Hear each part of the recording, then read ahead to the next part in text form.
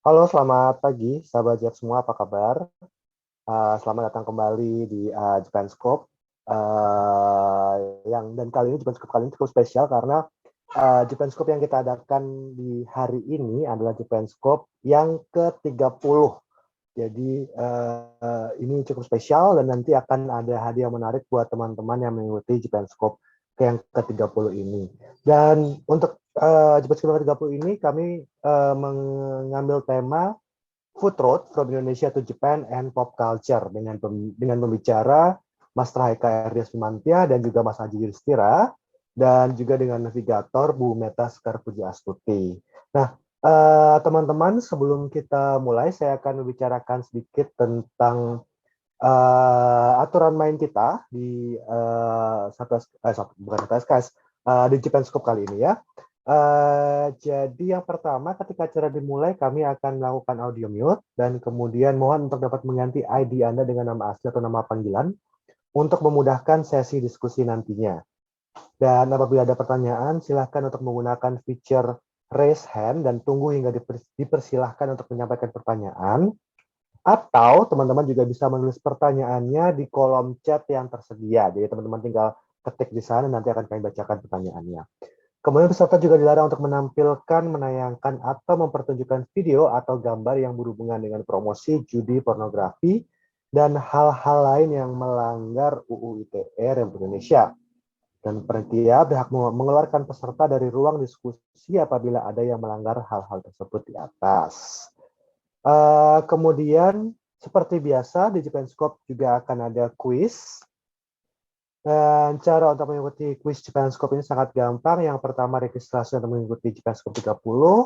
Ikuti Japan Scope yang ke-30 ini via Zoom dan nantikan pertanyaan yang akan diberikan di akhir acara. Kemudian follow Instagram JF di @jf_jakarta. Jawab pertanyaannya dengan menggunakan IG story kalian sebelum Sabtu 26 November 2022 jam 2 siang dan jangan lupa untuk mention Instagram @jf_jakarta dan kami akan merepost setiap jawaban yang masuk di IG story kami dan akan memilih satu pemenang dengan jawaban yang paling menarik. Dan seperti yang tadi saya bilang di awal, karena ini adalah Japan Scope yang ke-30 dan episode spesial, selain quiz Japan Scope tadi, untuk memperingati edisi yang ke-30 ini, kami akan memilih 3 pertanyaan terbaik dari sesi Q&A nanti untuk mendapatkan merchandise Japan Scope juga. Jadi pastikan teman-teman untuk bertanya nanti ya untuk sesi nanti. Oke, baik. Kalau begitu langsung saja saya undang Bu Meta. Halo, selamat pagi Bu Meta. Masih di mute Bu Meta, maaf. Oke, maaf ya. Oke, ya. Suara saya terdengar? Terdengar Bu, aman Bu. Oke, ya, makasih. Selamat pagi Mas Adi dan Mas Eka dan Mas Aji yang sudah ada di sini. Selamat pagi semuanya. Semoga dalam keadaan sehat dan sejahtera semuanya. Ini sudah langsung kita mulai, Mas Adi? Iya, Bu Meta. Oke. Terima Oke, kasih. baik. Mas. Ya, pagi hari ini ya. Kalau kebetulan saya ada di Makassar. Di Makassar sebenarnya sudah agak tengah hari ya, sudah siang. Ya, selamat pagi dan salam sejahtera, Ohayo gozaimasu, dan Assalamualaikum warahmatullahi wabarakatuh. Senang sekali saya menjadi navigator untuk Japan Scope yang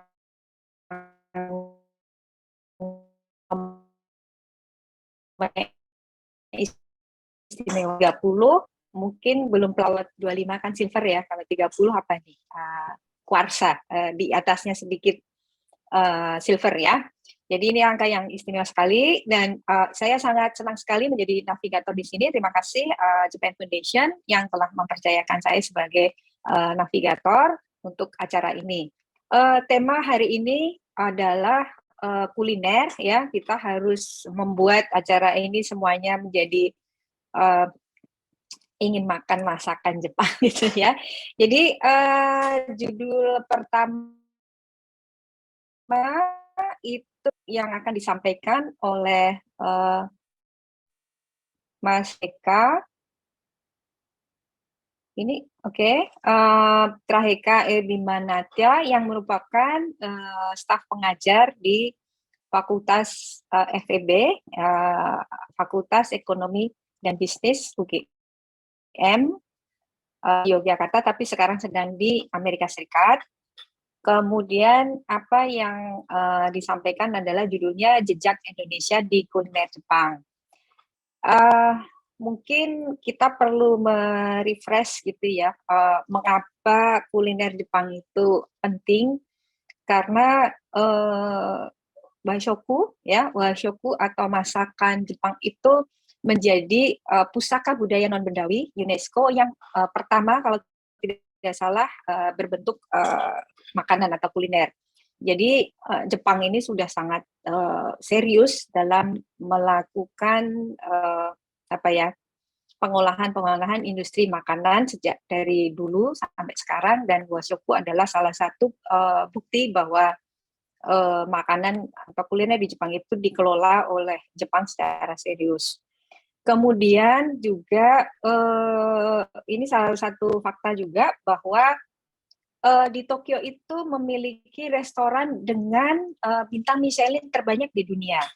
Jadi untuk tahun 2023 itu masih aman ya, sejumlah restoran yang diberikan anugerah Michelin Awards itu sejumlah 263, dan ini masih terbanyak di dunia. Jadi ini menunjukkan sekali lagi bahwa pengolahan kuliner atau makanan atau masakan Jepang itu sangat serius sekali, sehingga kita perlu perlu berpikir kritis bahwa apa yang terjadi dengan industri makanan di Jepang. Nah, kemudian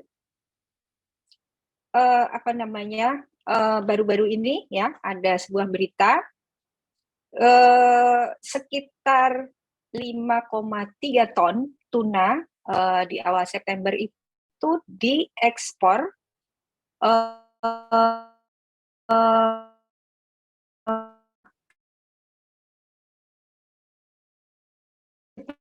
di Papua, di mana-mana. Ini tanya tidak ada berhubungan, tetapi ini sangat menarik, sangat mempengaruhi dunia global. Kalau istilahnya Mas Eka itu adalah globalisasi. Globalisasi itu ada definisinya, nanti mungkin bisa dijelaskan lebih jauh lagi. Tapi kalau saya ingin menjelaskan sedikit, sebenarnya Jepang itu sudah membentuk dunia itu sudah sejak lama ya, inovasinya dari makanannya juga termasuk. Nah, nanti akan dijelaskan secara spesifik makanan-makanan Jepang itu apa saja unsur Indonesianya. Jadi ternyata Jepang selama ini sudah mengubah dunia gitu ya, termasuk di bidang kuliner, seperti misalnya rice cooker. Rice cooker itu dari kemudian mengubah dunia perkulineran Asia, terutama pembuatan nasi di dunia ya. Kemudian instan mie, nanti mungkin sedikit dibahas di presentasinya Mas Aji. Instan mie itu juga ditemukan oleh Ando ya. Mohon maaf kalau saya kalau nggak salah namanya Momofuku Ando. Dan itu juga mengubah dunia, bahkan Indonesia sekarang adalah produsen instan mie terbesar nomor 2 setelah Cina. Jadi bagaimana Jepang itu membentuk budaya kuliner dunia itu sangat luar biasa. Nah, di sini Mas Eka akan menjelaskan bagaimana kuliner Jepang itu dibentuk oleh bahan-bahan atau bahan baku dari Indonesia. Ini gimana anunya,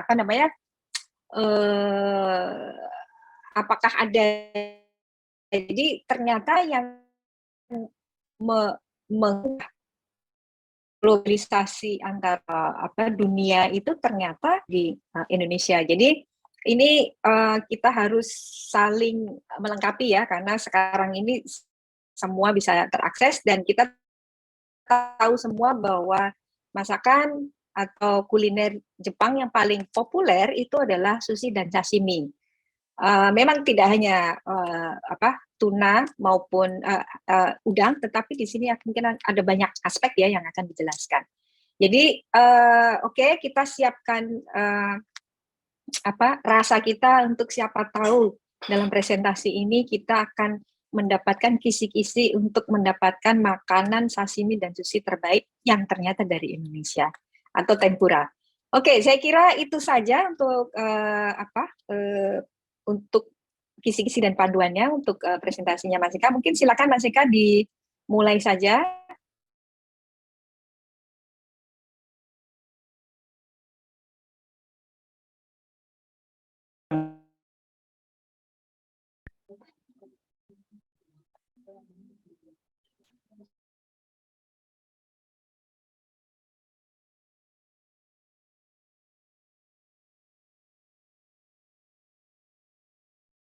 Baik, jadi di sini saya akan mencoba membahas tentang bagaimana kuliner Jepang, khususnya yang dari Jepang itu sebenarnya kita ada kontribusinya ya dari Indonesia, itu bahan bakunya, tenaga kerjanya, bahkan ada potensi pasarnya di situ. Nah, kita akan lihat bagaimana dari perspektif ekonomi kita bisa memahami sebenarnya ada peran Indonesia di dalam globalisasi kuliner Jepang ini.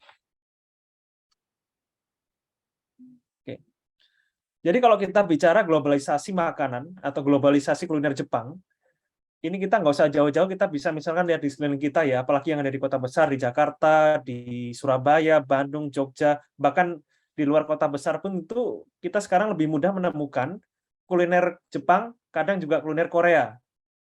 Misalkan ada yang jual sushi, ada yang jual takoyaki, tempura, dan sebagainya. Nah, itu semakin banyak kita jumpai di berbagai kota di Indonesia.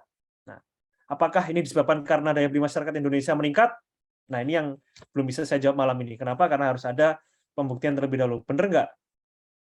Trennya itu makin banyaknya kuliner Jepang, kuliner Korea, kuliner lainnya, itu karena adanya kenaikan daya beli masyarakat Indonesia. Gitu. Tapi yang kita lihat adalah bahwa faktanya semakin banyak orang bisa mengakses makanan Jepang, makanan Korea, dan makanan-makanan luar negeri lainnya. Nah, tetapi yang menarik adalah bahwa proses globalisasi kuliner Jepang ini itu sebenarnya dia berlangsung dua arah. Artinya, kapan sih mulai kuliner Jepang tuh mulai muncul sebagai pemain secara global di situ? Pertama, kalau kita lihat itu dalam secara historis ya, salah satunya itu setelah Perang Dunia II, ketika makin banyak investasi Barat itu yang masuk ke Jepang. Nah, bersama dengan itu masuk juga budaya makanan kuliner Barat itu ke Jepang. Tetapi masuknya kuliner Barat ini tidak hanya satu arah. Sebaliknya, dari Jepang pun turut mengekspor budaya kulinernya itu ke luar negeri, termasuk pada akhirnya itu masuk ke Indonesia. Nah, sekarang pertanyaannya adalah, sebenarnya ada nggak kontribusi Indonesia itu dalam proses globalisasi kuliner Jepang ini? Nah, dalam ekonomi, kita punya satu hukum, ada hukum permintaan penawaran, yang mengatakan, kalau permintaan suatu barang itu meningkat, maka demikian juga itu akan ada peningkatan dalam bahan bakunya. Nah, sehingga malam ini pagi ini saya akan mencoba membahas bagaimana kita bisa menemukan jejak Indonesia atau kontribusi Indonesia pada kuliner Jepang. Dari mana kita lihatnya? Dari bahan bakunya. Dan ternyata ada itu yang kita bisa lihat dari data-data ekspor impor Indonesia ke Jepang. Nah, kita sekarang coba bahas dulu definisi. Nah, ini mungkin kita bisa nggak sepakat di sini ya, karena ada perbedaan perspektif dari ilmu ekonomi dengan ilmu budaya, misalkan dalam memahami apa itu globalisasi. Nah, tapi karena saya background-nya ilmu ekonomi, saya akan coba membahas bagaimana kita orang ekonomi mendefinisikan globalisasi. Globalisasi ekonomi itu kita maknai adalah kalau peran sektor luar negeri dalam perekonomian nasional itu semakin besar. Apa yang dimaksud dengan peran luar negeri? Maksudnya adalah jumlah ekspor dan impor relatif terhadap output nasional. Jadi kalau makin gede ekspor impor kita relatif terhadap perekonomian nasional, katakanlah perekonomian nasional kita itu bergantung 30% pada ekspor, kita bandingkan dengan dulu 10% pada ekspor. Nah, itu artinya apa? Bahwa di situ ada proses globalisasi ekonomi. Perekonomian kita semakin bergantung pada luar negeri. Dan itu nggak cuma Indonesia saya kira ya, tapi banyak negara di dunia sekarang itu semakin terglobalisasi. Kenapa? Karena semakin besar, semakin penting peran dari sektor ekspor impor ini ke perekonomian suatu negara. Nah, yang diekspor dan impor itu nggak cuma bahan-bahan yang langsung kita nikmati ya. Kita mengenal namanya itu ada barang jasa akhir, ada barang jasa setengah jadi, ada barang dan jasa mentah. Nah, terkadang yang kita sering lihat, memang seolah-olah yang paling banyak kita ekspor atau banyak kita impor itu adalah barang-barang yang siap kita konsumsi gitu. Misalkan kita datangkan pakaian, kalau Indonesia ya kita ekspor pakaian, kita impor iPhone, kita impor elektronik. Nah, itu yang kita sebut sebagai barang-barang akhir. Tapi kalau kita lihat lebih detail, ternyata ada juga loh kenaikan ekspor maupun impor bahan baku misalnya dari Indonesia ke Jepang atau sebaliknya begitu. Nah, sehingga globalisasi dalam perspektif ekonomi kita bisa lihat itu adalah salah satunya merujuk pertukaran sumber daya antar negara. Nah, sumber daya itu kalau dalam ekonomi juga kita bisa bagi misalkan jadi ada namanya bahan baku, tenaga kerja, kemudian modal, ada juga nanti human capital. Nah, semua itu adalah kita sebut sebagai sumber daya. Nah, karena ada proses globalisasi, yang tadinya kalau kita produksi misalkan sebelum ada globalisasi ya, sebelum kita buka perekonomian kita ke luar negeri itu, Jepang membuat sushi misalkan hanya menggunakan bahan baku yang berasal dari Jepang saja. Nah, tapi setelah adanya globalisasi, makin banyak produk-produk Indonesia misalkan atau negara lain yang masuk ke Jepang. Sekarang kalau kita katakanlah makan sushi Jepang ya, bisa jadi itu daging ikannya itu adalah tuna yang berasal dari Indonesia atau dari negara lain. Berasnya memang masih dari Jepang, misalkan dari Niigata gitu. Tetapi ikannya itu sudah dari Indonesia. Nah, itu baru kita bicara ikan dan berasnya. Nah, setelah kita cari tahu lagi, oh ternyata yang bikin sushi itu salah satunya adalah mahasiswa part-time mahasiswa Indonesia di Jepang, itu yang lagi arubaito ya, lagi magang. Oh, nah ini sebenarnya itu ada jejak Indonesia di situ dalam bentuk apa? Tenaga kerja di situ. Kenapa bisa muncul seperti ini? Karena sekarang misalkan makin banyak mahasiswa Indonesia yang belajar di Jepang atau yang kerja di Jepang itu kan. Nah, itu akhirnya di situ ada muncul jejak Indonesia di situ. Oke lah, tunanya memang ditangkap di laut Jepang. Tapi ternyata yang menangkap tuna itu awak kapalnya adalah orang Indonesia. Nah, kita menemukan jejak Indonesia lagi di situ. Nah, sehingga kalau kita nanti coba lihat bahan baku apa saja, kemudian tenaga kerjanya ada atau tidak, itu yang muncul di kuliner Jepang di situ. Nah, itu yang kita sebut sebagai globalisasi ekonomi. Dalam artian, ada proses pertukaran sumber daya itu antar negara. Jadi kalau kita mengklaim bahwa misalkan kita makan sushi di Jepang, ini original Jepang. Nah, kita kalau misalnya nanti bisa lihat, ya mungkin ada yang original yang 100% bahan baku dari sana, tapi bisa jadi ada juga yang beberapa sushi misalnya bahan baku itu dari Indonesia. Nah, itu yang menariknya ada di situ. Nah, sehingga kalau dalam pengertian sederhana, kalau suatu komoditas itu dia punya 1% saja, atau ada satu bahan baku itu yang berasal dari luar negeri, nah itu dikatakan bahwa apa? Produk itu sudah mengalami proses globalisasi. Kita nggak usah jauh-jauh ke Jepang gitu ya, misalkan. Pakaian yang kita pakai sekarang, misalkan batik gitu kan. Batik memang made in Indonesia gitu. Tapi kalau kita nanti butuh batiknya, misalkan, oh batik ini kan ada benangnya, ada kancingnya dari mana? Oh, ternyata kancing dari Bangladesh gitu. Benangnya dari mana? Benang dari Vietnam, tapi dirangkai di Indonesia. Nah, itu berarti batik sudah mengalami proses globalisasi secara produksi. Dan bisa dikatakan untuk saat ini, hampir sulit ya, saya tidak bilang mustahil, hampir sulit itu menemukan barang atau ya barang-barang ya yang kita pakai sehari-hari, yang kita konsumsi sehari-hari itu murni dihasilkan 100% dari dalam negeri saja. Biasanya itu pasti ada beberapa unsur itu yang diproduksi dari luar situ. Nah, kalau kita bicara ekspor Indonesia ke Jepang, kita misalnya data dari bulan 2012, dari Januari 2012 sampai September 2022, Ya ini kita bisa lihat kita lebih banyak ekspor dibanding kita impornya ya ke Jepang. Kenapa? Karena nilai positif. Itu artinya Indonesia lebih banyak ekspor dibanding impor barang-barang dari Jepang itu. Nah, sekarang apa yang kita ekspor sih ke Jepang terbesar adalah salah satu yang terbesar adalah gas gitu. Tapi saya akan coba spesifik malam ini saya akan membahas tentang ekspor bahan baku dan produk olahan makanan, minuman Indonesia ke Jepang. Nah, ini saya ambil tahun 2019 gitu, sebelum adanya COVID ya. Kenapa saya ambil sebelum COVID? Karena kalau COVID itu merubah pola konsumsi dari yang tidak biasa menjadi biasa. Nah, sehingga nanti agak sulit untuk kita melihat sebelumnya itu yang biasa normalnya itu seperti apa begitu. Nah, akhirnya saya mengambil tahun 2019 di sini. Jadi bahan baku dan produk olahan makanan ini nih, makanan minuman Indonesia itu kalau kita nanti klasifikasikan lebih detail, lebih kecil, kita akan punya 22 kategori yang tidak saya tampilkan di sini itu. Detailnya apa itu. Tetapi dari 22 kategori ini, saya ambil contoh 5 besar di sini ya. Ada yang kode 03, kode 09, 14, 15, 16. Ini datanya kita bisa nanti ambil di Badan Pusat Statistik Indonesia. Nah, 2019 yang terbesar tuh HS03. Apa itu?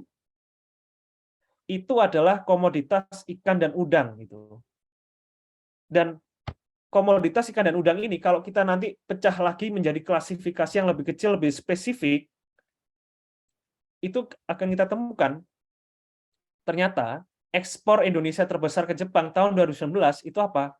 Itu adalah komoditas shrimp and prawns ya, yang beku itu. Berapa nilainya? 262 juta USD. Jadi Jepang itu adalah salah satu negara importir produk shrimp and prawn atau udang beku dari Indonesia ya. Salah satu yang terbesar gitu. Dan kemudian yang kedua adalah terbesar tapi ini gap-nya jauh. Kita banyak ekspor udang beku itu 292 juta. Nah, yang terbesar kedua dalam komoditas ini, kode komoditas ini itu adalah skipjacks. Mungkin kalau yang mendekati itu adalah ikan cakalang dalam bahasa Indonesianya itu. Jadi kita banyak mengekspor ikan cakalang dan udang beku ke Jepang. Nah, kemudian yang berikutnya HS15 itu apa? Yaitu lemak dan minyak hewan atau nabati. Jadi kayak misalkan produk-produk misalkan ada minyak kelapa sawit, ada minyak bunga matahari, minyak kedelai. Nah, itu adalah contoh-contoh minyak nabati. Itu. Dan kalau kita lihat di Indonesia, apa yang banyak diekspor? Salah satunya yang terbesar adalah minyak kelapa sawit itu dan turunannya. Jadi Indonesia selain ekspor udang, cakalang beku, kita juga ekspor minyak nabati dalam bentuk minyak kelapa sawit dan olahannya ke Jepang. Nah, komoditas berikutnya, jadi kita sekarang ke yang ketiga ini ya, terbesar ketiga, nilainya 175 juta, itu adalah daging dan ikan olahan. Kalau tadi kita punya kita punya tuna dan tuna cakalang ya, cakalang dan udang beku. Nah, sekarang kita punya udang maupun cakalang tuna itu yang sudah diolah. Artinya sudah misalkan sudah dibersihkan, sudah dipotong dalam bentuk-bentuk tertentu. Dan kalau kita lihat terbesar apa? Yang terbesar adalah ikan cakalang yang sudah diolah gitu.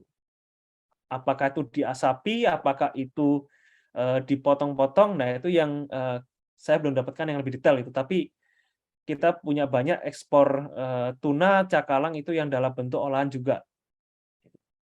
Kemudian ada udang, shrimp and prawns yang sudah diolah juga ini. Dan terakhir HS09 dan HS14. HS09 itu adalah kopi, teh, rempah-rempah. HS14 itu adalah bahan-bahan nabati, jadi misalnya kayak sayur-sayuran yang yang dibekukan, yang diolah sebagai sedemikian rupa. Nah, terbesar apa? Itu adalah biji kopi, nilainya 120 juta USD. Jadi Indonesia ternyata juga merupakan eksportir kopi terbesar ke Jepang, salah satunya itu. Nah, jadi kita bisa bayangkan nih, kita ekspor kopi, kita ekspor cakalang, kita ekspor udang dalam bentuk beku maupun bentuk olahan. Nah, sampai di Jepang sana kita mikir, oh kalau kita minum kopi, jangan-jangan ini kopinya Indonesia itu. Kopinya dari mana? Kita telusuri lagi. Oh, kopinya itu ternyata dari petani kopi di Malang itu, atau petani kopi di Bali. Oh, jadi ternyata waktu kita ke Bali atau kita ke Tokyo gitu kan, kita beli kopi, ternyata kopi itu sebenarnya dari kebun yang sama begitu. Atau ketika kita misalkan kita pergi ke Jepang ya, kita ke Tokyo gitu, kita makan sushi yellowfin sushi ya, sushi ikan tuna sirip kuning. Oh, ternyata ini ikan tunanya yang kita makan di sana itu adalah ikan tuna yang sama yang kita bisa beli di pasar misalkan di Pulau Buru gitu ya. Jadi kebetulan salah satu riset saya di sini fokusnya adalah tuna, itu kita menelusuri bagaimana ikan tuna yang ada di Buru dan lalu di Bitung ya di Sulawesi Utara itu nanti bisa masuk ekspor itu sampai ke Jepang itu. Jadi ya kita bisa bayangkan, udah kita jauh-jauh ke Tokyo gitu kan, kita kemudian foto nih kita makan sushi nih, kita makan sashimi tuna sirip kuning di IG kita post itu kan di IG stories. Tapi ternyata ternyata nih ikannya dari Indonesia gitu ya. Dan sering saya juga ini jumpai tidak hanya di bahan makanan ya. Termasuk ketika saya di Amerika, sekarang ini saya beli misalkan ada apa itu Adidas gitu kan. Bagus ini kalau di Indonesia mahal. Tapi ternyata begitu saya cek mereknya, made in mana? Made in Indonesia, Karawang gitu. Wah, ini kalau saya beli ini, saya pamerkan di Indonesia, nggak ada yang percaya. Itu kamu paling belinya di Jakarta itu. Nah, seperti itulah kira-kira globalisasi itu terjadi. Jadi apa yang kita kira itu sebagai produk lokal, ternyata itu juga ada unsur-unsur luar negerinya di situ. Sehingga kalau kita simpulkan dari data-data yang kita lihat barusan, bahwa jejak Indonesia dalam hal bahan baku, itu kita bisa temukan pada makanan minuman di Jepang ya, yang bahan dasar itu apa? Ikan cakalang, udang-udangan, minyak nabati, dan biji kopi. Nah, sekarang kira-kira bisa nggak kita berikan ilustrasi? Di mana kira-kira kita bisa menemukan 4 makanan ini? Saya makan tempura di mana di Kyoto, di satu restoran yang terkenal itu. Udangnya dari Jepang gitu, tepungnya dari Jepang juga. Tapi kalau digoreng dengan minyak nabati yang berasal dari kebun kelapa sawit yang ada di Medan, nah itu udah ada jejak Indonesia juga begitu. Apalagi kalau ternyata, itu udangnya ditangkap oleh kapal Jepang, ya kapal berbendera Jepang, di mana? Di Laut Jepang. Awak kapalnya ada orang Indonesia juga ternyata. Ada jejak Indonesia lagi di situ. Nah, jadi semakin kita terglobalisasi, itu kita akan semakin sulit menemukan produk yang benar-benar 100% itu lokal begitu. Nah, ini saya mungkin berikan ilustrasi. Jadi kita sekarang kalau ke Jepang, kita makan di Famiresu ya istilahnya, family restoran, di Dennis misalkan, bisa jadi yang kita minum kopi di sana itu di drink bars-nya, ternyata itu kopinya dari mana? Kopi ternyata kalau kita lihat biji kopi dari Indonesia, gitu, dari Lampung. Kemudian kalau kita pesan misalkan spaghetti ada udangnya gitu, ternyata udangnya dari mana? Mungkin dari Makassar gitu ya, tempatnya Bu Meta gitu.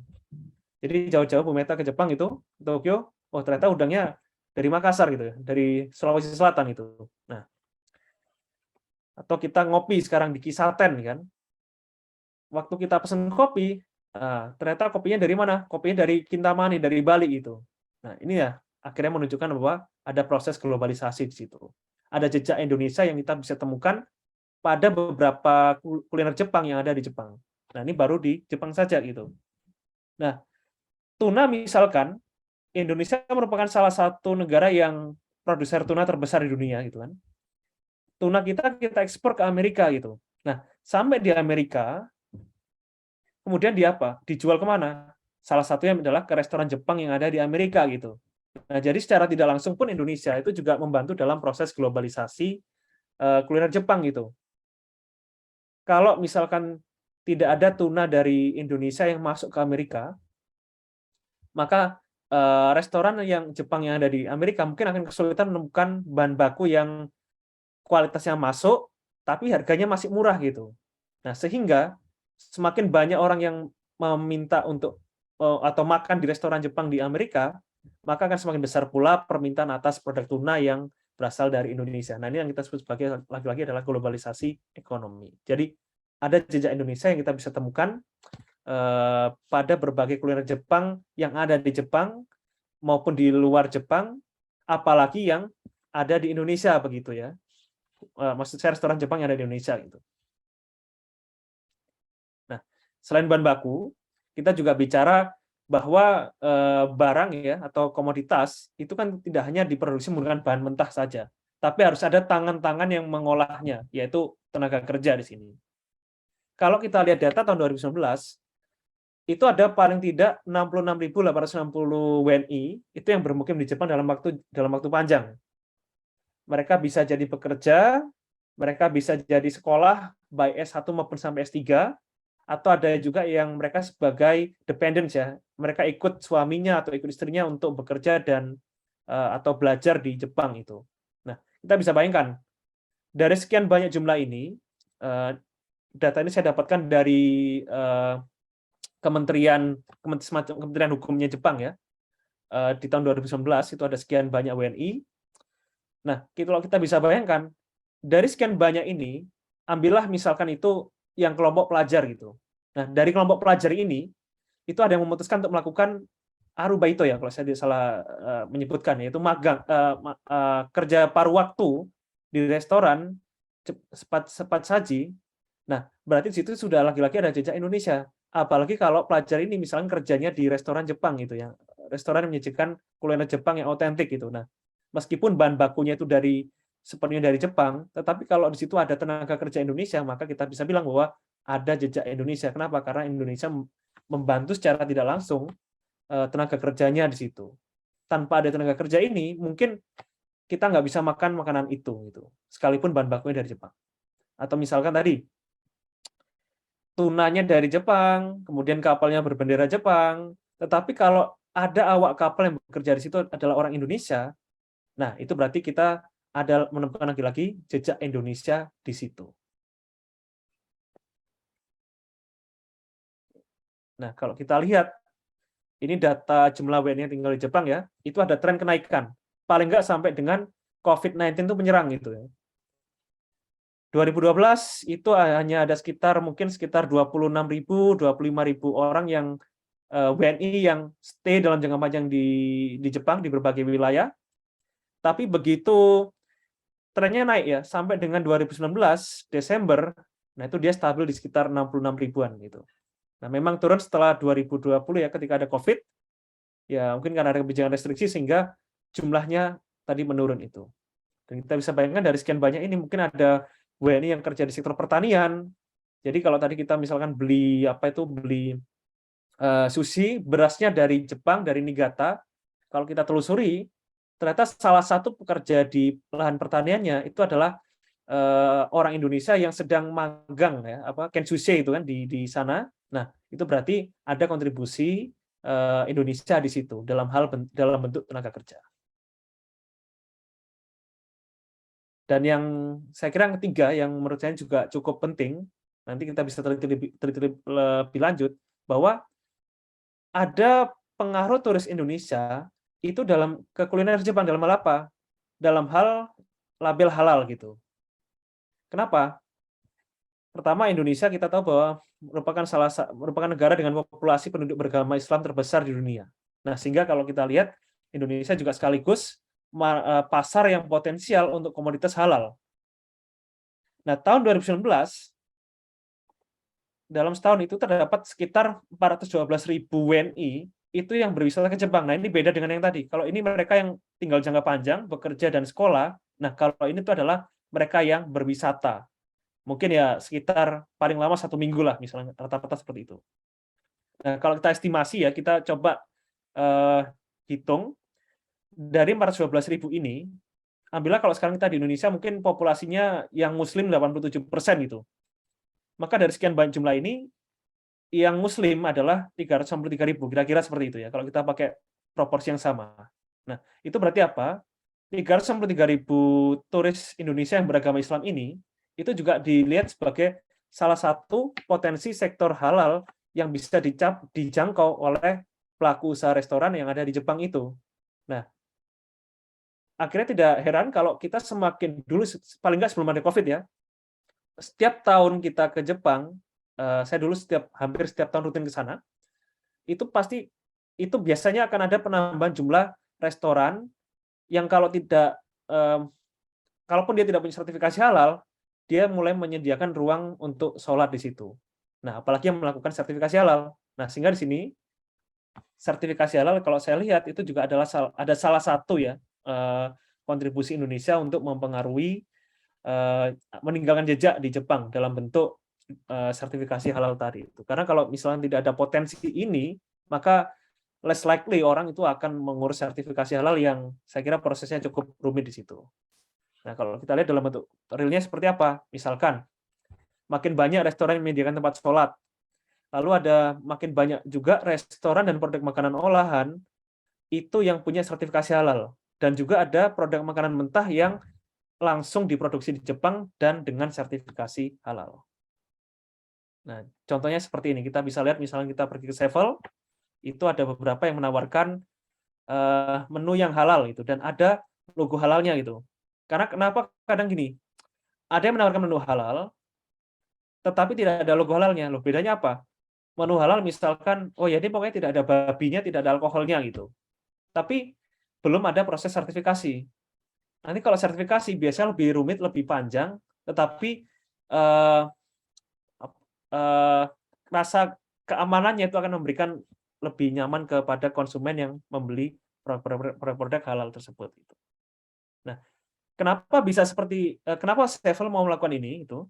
Nah, saya kira itu juga ada kaitannya dengan jumlah turis Indonesia itu yang semakin lama semakin banyak datang ke Jepang. Paling enggak sebelum adanya COVID itu ya. Kalau kita lihat trennya, Januari 92 itu mungkin angkanya ya yang datang setiap ini ya data bulanan ya turis WNI yang ke Jepang.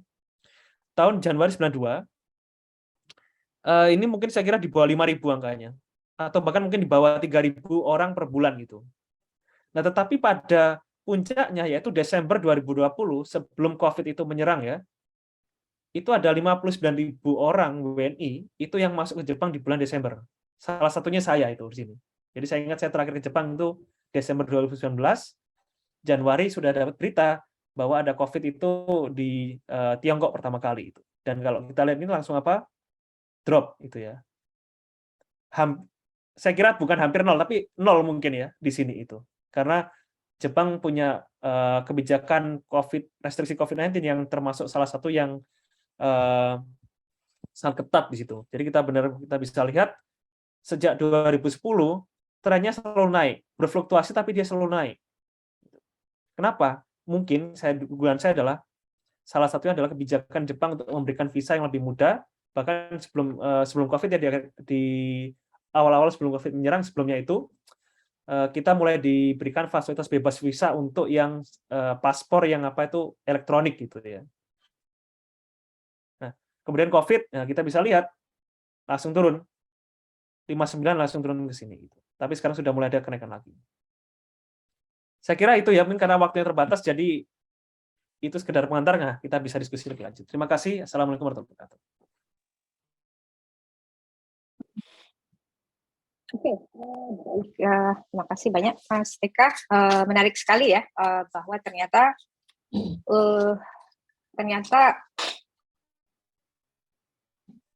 hidup di bumi ini tidak bisa lepas dari kontribusi dari belahan dunia yang lain. Kalau bahasanya Steve Jobs itu adalah sebenarnya manusia itu adalah connecting the dot gitu ya. Nah, terima kasih sekali, ini menarik karena ternyata untuk aspek globalisasi dalam perspektif ekonomi itu ketika ada satu bagian yang masuk entah itu satu unsur atau dua unsur atau 4 unsur, itulah yang kemudian menjadi semacam ternyata yaitu tadi kita terhubung dengan Jepang. Jadi Jepang itu tidak hanya pendudukan saja selama 3,5 tahun, ternyata sudah terjadi semacam percampuran gitu ya. Tapi Mas Eka, saya mohon izin dan saya mohon maaf ya, ini mungkin ada hubungannya dengan penelitian saya. Ajinomoto itu sudah dijual di Indonesia itu sudah 1927 sebenarnya. Jadi tadi kan disebutkan sesudah Perang Dunia gitu ya. Jadi sebenarnya globalisasi antara Indonesia dan Jepang itu mungkin sudah berlangsung selama berabad-abad. Tapi ini kita tidak usah menjelaskan cara ini ya, karena nanti kalau itu ribut. Jadi ada iklan di sebuah iklan di koran 1927, ternyata Ajinomoto itu sudah dijual di Indonesia, dan kita tidak tahu karena pada masanya Ajinomoto itu bahannya dari tebu. Apakah tebu itu dari Indonesia atau tidak, saya tidak tahu ya. Jadi ternyata kita memang sudah terhubung dengan Jepang itu sudah lama sekali. Oke, menarik sekali. Saya kira kita harus harus lapar ya. Oh ya, saya lupa cerita. Beberapa hari yang lalu saya masuk di restoran Indonesia di Makassar, menyediakan menu rahang tuna. Ini sedang populer sekali. Ternyata dalam salah satu menunya itu ada sashimi maguro. Kami surprise karena biasanya sashimi itu di Indonesia konotasinya adalah salmon ya. Jadi akhirnya kami bertanya-tanya karena kenapa bukan salmon tapi tuna. Nah akhirnya kami agak sedikit menyelidiki gitu. Itu tadi. Jadi ternyata tuna yang dari Indonesia Timur kita tidak tahu, tapi ada satu gudangnya di Makassar. Jadi ini yang kemudian akan mendistribusikan gitu ya. Itu ternyata memang stoknya dari Papua tuna. Jadi sekarang ini bisa menikmati sashimi maguro di Makassar yang tidak pernah kita bayangkan dalam beberapa tahun terakhir. Oke, jadi itu ya, saya hanya menambahi dan mohon maaf saya izin ada beberapa hal yang ini kan, dan juga ingat juga kopi Toraja itu diekspor hampir 100% ke Kikohi. Jadi kalau masuk di warung kopi yang ada tandanya Kikohi itu hampir 100% kopi Toraja dari Sulawesi Selatan lagi. Jadi Indonesia Timur banyak sekali masakan yang mempengaruhi masakan di Jepang. Baik, mungkin kita bisa melakukan diskusi atau tanya jawab. Mungkin silahkan kalau ada pertanyaan dari yang ada di sini, mungkin bisa bebas ya, mungkin bisa dari chat juga bisa, atau langsung buka open mic juga boleh juga. Silahkan. Yang ada di sini ada sekitar 20 ya, mungkin kalau ada pertanyaan. Atau mau ada yang mau makan sashimi maguro? Enggak ya? Oke, silakan.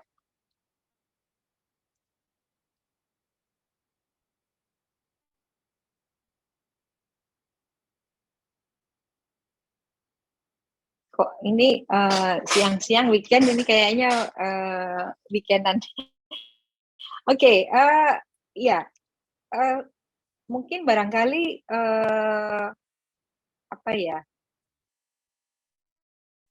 Jadi mungkin kalau begitu saya coba diskusi saja ya, Mas Eka.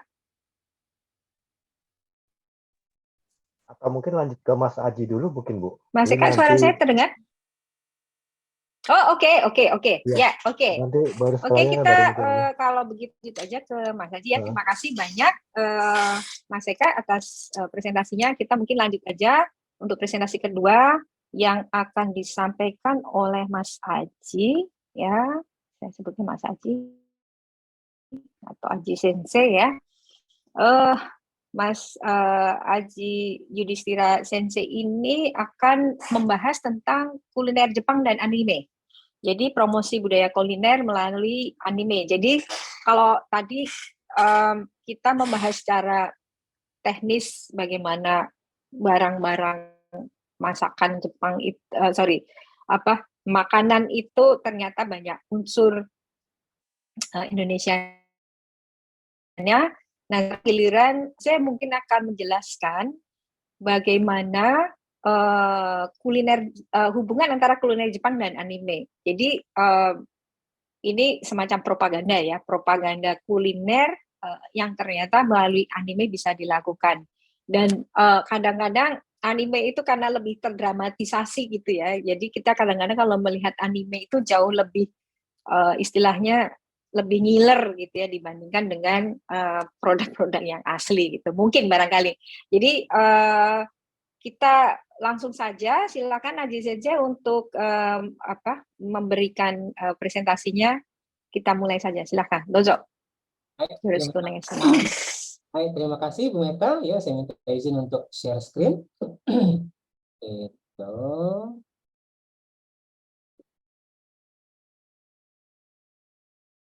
Oke, itu minasan konnichiwa. Selamat siang.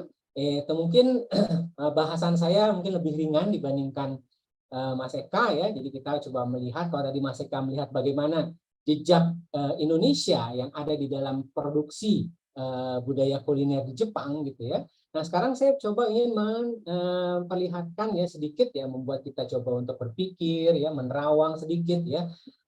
Bagaimana nih ketika sudah budaya kuliner itu sudah terbentuk, sudah terproduksi ya, lalu ini dipromosikan ke dunia ini gimana nih, atau keluar nih seperti apa ya. Nah, salah satunya ya saya melihat dari sudut pandang budaya populer, yaitu khususnya di dalam anime ya. Karena itu judul saya kuliner Jepang dan anime, di mana promosi budaya kuliner melalui anime ya. Nah, jadi kalau tadi kita sudah melihat ya bagaimana ikan tuna hasil laut Indonesia itu diekspor dari Indonesia ya ke Jepang. Ya, jadi ada tuna, ikan, kepiting ya, udang dan lain sebagainya ya. Itu diekspor ke Jepang, lalu nanti di Jepang sendiri diolah ya menjadi produk-produk kuliner seperti misalkan sushi, sashimi ya, bahkan nggak cuma produk kuliner yang sudah jadi di restoran, tapi juga dalam kalengan juga ada ya, kayak tuna kaleng dan lain sebagainya ya. Nah, hasil-hasil olahan dari bahan baku ekspor yang dari Indonesia ini ya ternyata nggak cuma yang langsung kuliner yang bisa kita langsung nikmati seperti tadi sushi, sashimi ya, tetapi juga menjadi bahan-bahan baku lainnya untuk masakan ya, seperti misalkan ya rumput laut ya yang dikeringkan, wakame, atau katsuobushi ya, yang untuk kalau makan takoyaki itu yang ada di atasnya ya, diiriskan dulu ya seperti itu ya, atau juga tuna kaleng itu sendiri, ataupun juga bahkan shoyu yang dari ikan ya, itu juga ada mungkin jejaknya ya, hasil olahan bahan baku Indonesia ini ya, yang nantinya ini akan digunakan di restoran-restoran ya, khususnya restoran-restoran Jepang ataupun restoran-restoran lainnya ya, seperti tadi dicontohkan nama Mas Eka, ada Dennis dan lain sebagainya gitu ya. Nah, ini ya dalam proses globalisasi ya, gimana nih Jepang ya, biasa nih kalau misalkan masa industrialisasi, masa industrial ya, ketika dulu kalau bahan-bahan itu diolah oleh orang per orang ya, sehingga lama gitu ya, jadi untuk satu bahan jadi aja itu membutuhkan waktu, tapi sekarang sudah ada proses industrialisasi ya, jadi sudah lebih banyak produk yang bisa diproduksi dalam dalam jangka waktu singkat ya, sehingga yang jadi permasalahan adalah bagaimana mempromosikan, bagaimana menjual barang-barang yang sudah jadi ini ya. Nah, dalam pasar Jepang sendiri mungkin sudah cukup ini, makanya Jepang melihat keluar ya, makanya ini terjadilah kayak masa proses globalisasi ini ya. Nah, salah satunya adalah caranya dengan menggunakan soft power ya. Kalau dalam infiltrasi ya ke dalam suatu daerah budaya tertentu atau negara tertentu ya, kita bisa menggunakan, ada dua sebenarnya jalannya, itu hard power, soft power ya. Kalau hard power kita dengan cara perang gitu ya, kayak misalkan yang sekarang ini Rusia Ukraina ya, tapi sekarang kalau perang ini ya hard powernya susah ya, karena karena efek dari globalisasi ini ya, dunia ini sudah semakin menyatu, sehingga kalau ada sesuatu yang satu negara yang diinfiltrasi dengan cara hard power, itu pasti akan ada reaksi dari negara-negara lain ya, sehingga yang paling mudah sekarang adalah dengan menggunakan soft power ya. Nah, budaya populer sebagai soft power itu seperti apa sih ya? Jadi karena dia soft power ya, maka yang dicoba ditanamkan, yang coba dipersebarluaskan itu adalah berupa yang namanya ideologi ya, atau ID ya, ide. Suatu ide yang merupakan apa sih? Itu adalah distorsi atau penyembunyian suatu teks Jadi bagaimana apa namanya sesuatu, misalkan kalau dalam makanan gitu ya, itu kuliner. Indonesia sendiri punya budaya kuliner. Ya, yang umumnya kalau Indonesia budaya kulinernya adalah yang banyak menggunakan rempah-rempah. Ya, cara makan pun berbeda ya antara Indonesia, Jepang, Amerika dan lain sebagainya. Ya, sehingga tidak mudah ketika kita hendak mempromosikan suatu budaya atau produk kuliner dari satu negara ke negara lain. Kenapa? Karena beda budaya. Ya, seperti misalkan kalau di Indonesia kalau kita makan ya biasanya makan itu adalah nasi, sayuran, daging. Nah itu biasanya dicampur ya dalam satu piring kan seperti itu. Berbeda dengan kalau kita lihat di Jepang. Ya kalau perhatikan saja kalau Anda ke restoran Jepang misalkan ya itu kalau beli ya misalkan yang set menu gitu ya menu set ya restoran Jepang menu set itu biasanya pasti nasi sendiri di tempatnya sendiri, lauknya di tempatnya sendiri, lalu sayurannya di tempatnya sendiri ya. Jadi masing-masing sendiri-sendiri seperti ini. Beda kalau kita misalkan ke makan di warteg misalkan.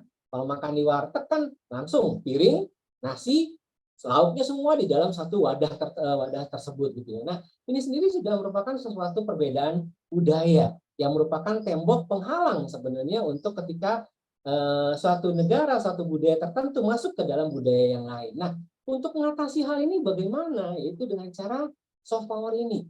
Ya, jadi dengan memasukkan ideologi tertentu, ya, dengan disembunyikan lewat budaya-budaya populer, produk-produk budaya populer yang ada, ya, sehingga terciptalah yang namanya kesadaran semu.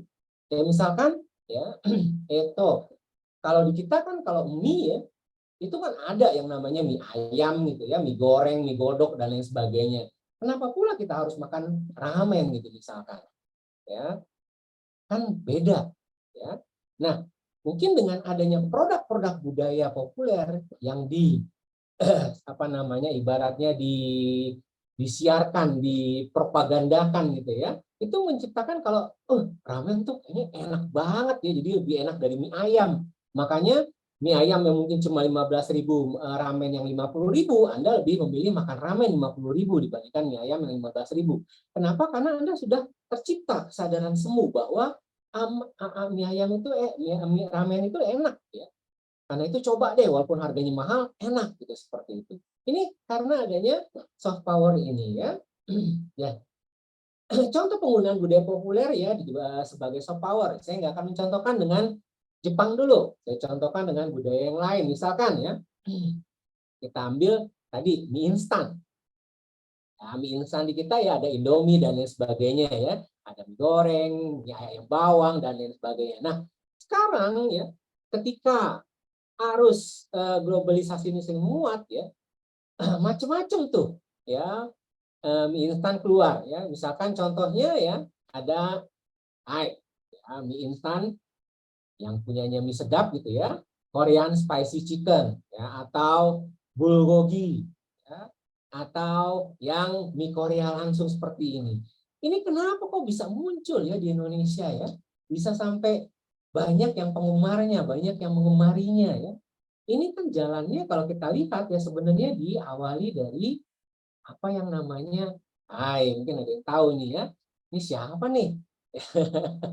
Ya, ini adalah bintang-bintang K-pop ya. Dari arus K-pop ini. Lalu masuk pula drakor. Ya, nah dari drakor ini ya drama-drama Korea ini diperlihatkan deh gimana si bintang filmnya ini makan bulgogi enak banget gitu ya, atau makan spicy Korean chicken gitu enak banget gitu ya, sehingga muncul tuh terbentuk kesadaran di dalam diri kita ya bahwa makanan Korea tuh enak. Lalu produsen melihat satu peluang pasar seperti ini, mereka buat ya, produk-produk yang menggunakan Korea ini, atau bahkan yang dari Koreanya masuk ya, melihat ini jadi suatu peluang pasar tersendiri masuk, sehingga mulailah ya itu produk-produk seperti ini menyebar luas ya dan bisa diterima dengan baik di Indonesia ya, seperti ini dengan menggunakan budaya populer. Contoh lain misalkan ya itu zamannya saya dulu ya belum ada tuh yang namanya Starbucks. ya, atau warung-warung kopi yang seperti itu. Kita dulu mah warkop, ya, di warung, ya, nongkrong gitu seperti itu. Sekarang bukan lagi cenderung di warung, tapi di kafe, ya, seperti itu. Kafe ini dari mana sih sebenarnya kok bisa muncul budaya kafe ini menjamur di Indonesia? Ini kan sebenarnya dari budaya-budaya populer yang masuk dari, kalau saya bilang, Hollywood, ya, dari film-film Barat, ya, yang banyak menayangkan, ya, bagaimana kalau seseorang itu, ya, kalau misalkan belajar lebih enak di kafe misalkan, atau ketemuan dengan klien di kafe, ya, atau cuma sekedar nongkrong doang atau cuma bengong doang, itu enaknya di kafe dibandingkan di kamar, seperti itu. Sehingga terciptalah, ya, kafe yang akhirnya, ya, meluas, ya, di Indonesia ini, ya, seperti ini. Ini salah satu contoh penggunaan budaya populer sebagai soft power untuk menciptakan kesadaran semu, sehingga bisa menciptakan suatu peluang pasar yang baru, ya, jadi menciptakan budaya kuliner yang baru, ya, seperti ini. Nah, bagaimana dengan Jepang?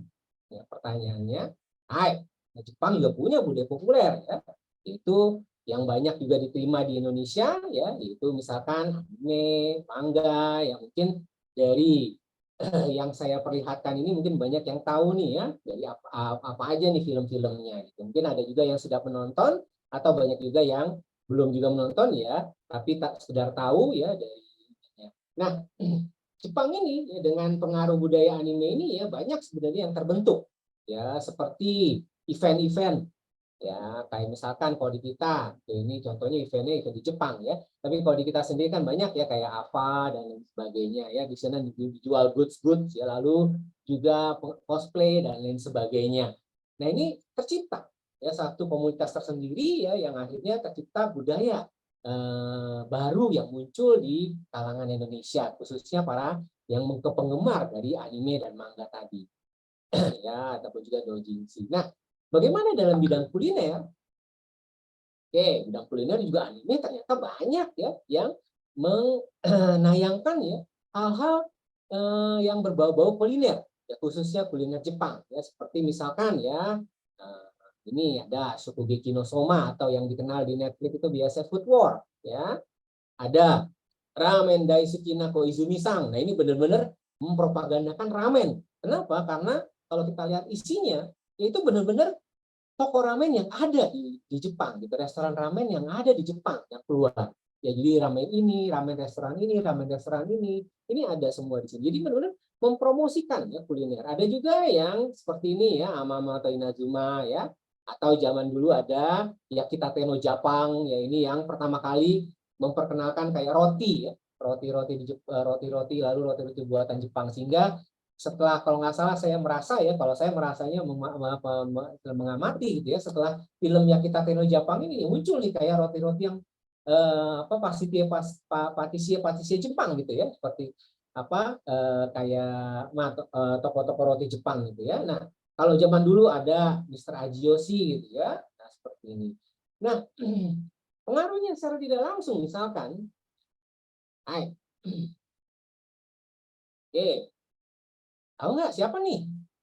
Minasan, ya, Naruto, ya, oke, ya. Nah, kalau penggemar Naruto, ya, biasanya tahu nih, Naruto tuh demennya apa, ya? Apa kesukaan Naruto?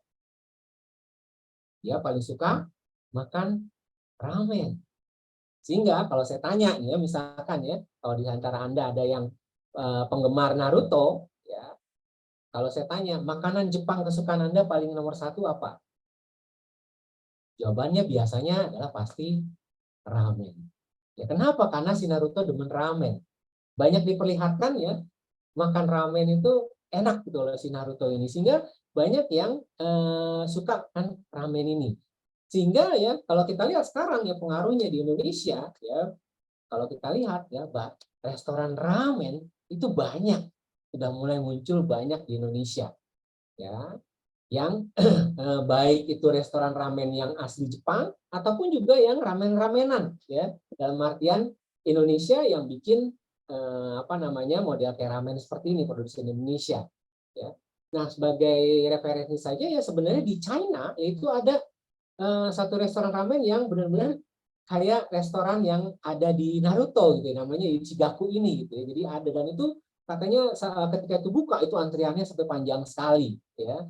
Nah, ini bagaimana pengaruh ya, walaupun bukan ibaratnya ramen ini kan Naruto ini bukan anime yang kuliner ya, tetapi anime yang sifatnya action ya untuk anak-anak gitu ya, anak-anak dan remaja gitu ya. Nah, tapi melalui ini ya bisa mempromosikan ramen, suatu produk kuliner Jepang. Ya. Nah,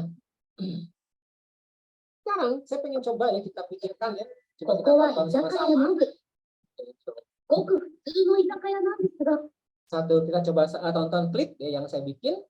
Ya, coba kita tonton ya, coba perhatikan sekarang ini. Ini adalah yang salah satu genre anime yang sekarang sedang mencuat, yaitu genre isekai ya, atau dunia lain ya, isekai.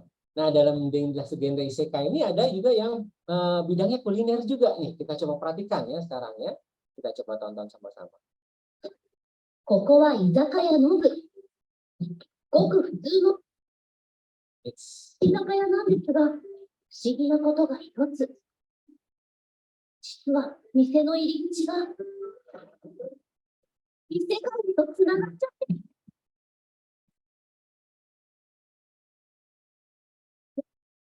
これの提供でお送りします。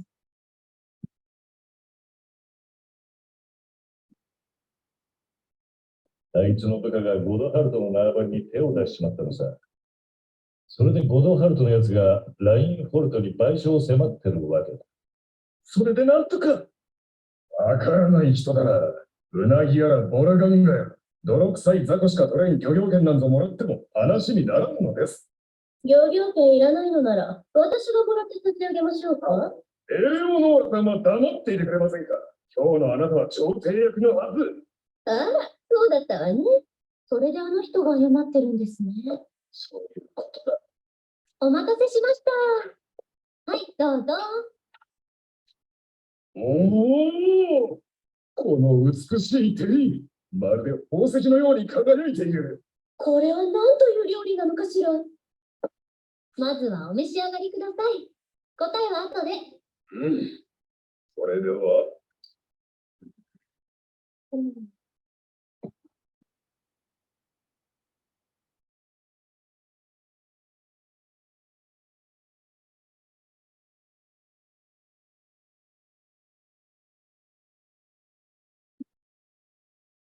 うまい。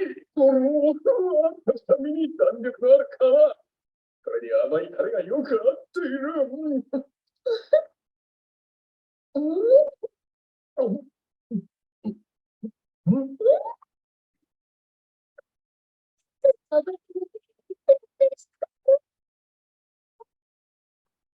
鼻に抜ける香りが食欲を刺激してくる。食べたいという衝動が体の中で爆発する。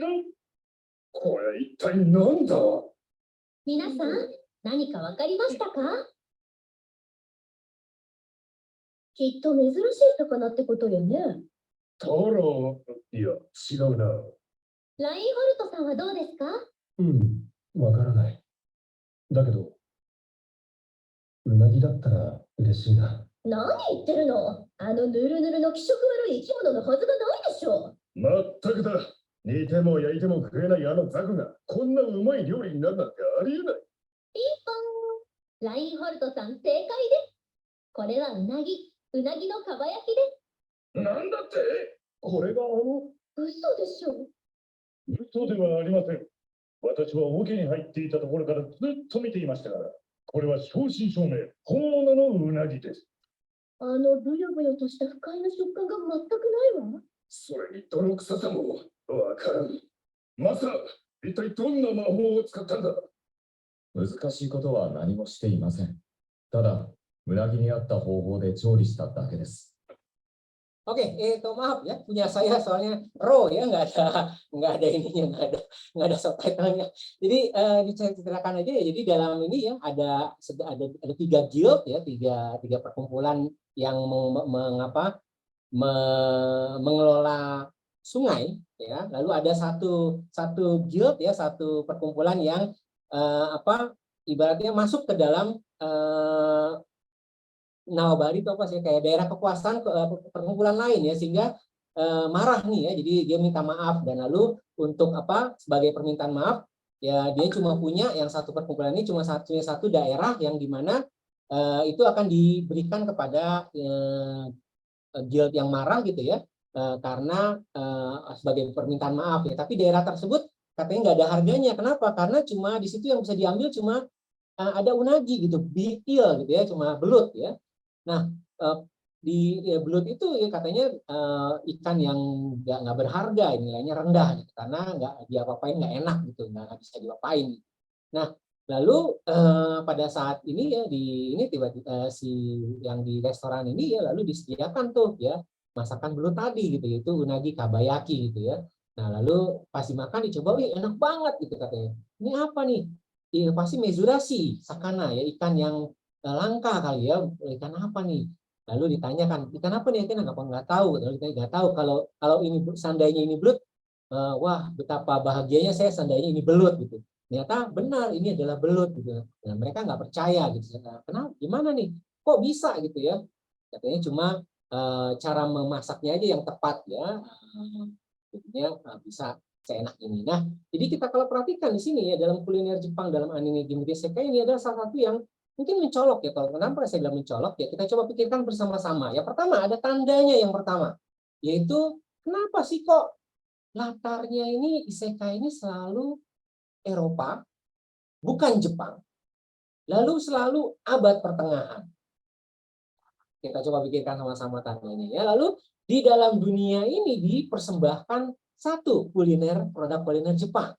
Ya, dimunculkan kuliner Jepang yaitu yang namanya unagi kabayaki. Ya, yang bahan dasarnya adalah belut.